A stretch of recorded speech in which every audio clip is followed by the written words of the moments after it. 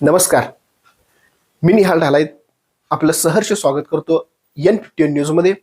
पाहूया आजच्या ठळक घडामोडी. कोरोची हातकणंगले रस्त्यावर 2 दुचाकींचा भीषण अपघात, 4 जण जखमी. कोरोची ते हातकणंगले मुख्य रस्त्यावरील चव्हाणवाडी येथे 2 मोटरसायकलमध्ये झालेल्या समोरासमोर धडकेत 4 जण जखमी झाले आहेत. या भीषण अपघातामुळे रस्त्याच्या दोन्ही बाजूला वाहनांच्या लांबच लांब रांगा लागल्या होत्या, ज्यामुळे सुमारे तासभर वाहतूक पूर्णपणे ठप्प झाली होती.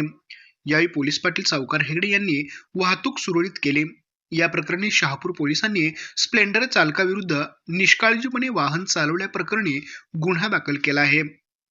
मिळालेल्या माहितीनुसार फिर्यादी सुनील राजाराम खराडे वय वर्ष 59 राहणार इचलकरंजी हे त्यांचे मित्र व्यंकटेश मिरगे यांच्यासह सुझुकी ॲक्सेस क्रमांक MH09 FE0203 वरून नरंदे येथे लाकूड पाहण्यासाठी जात होते.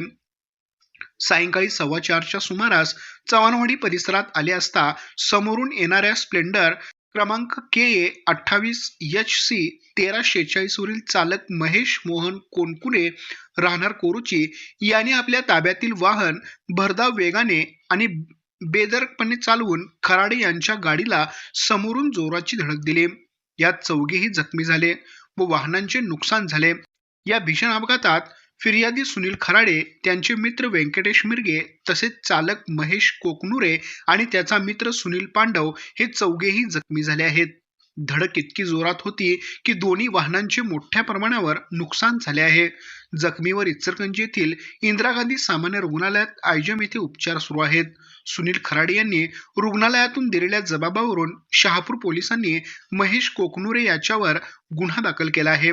या प्रकरणाचा अधिक तपास पोलीस नाईक वडगावे करत आहेत. आमच्या प्रतिनिधीसह पाहत रहा N51 न्यूज.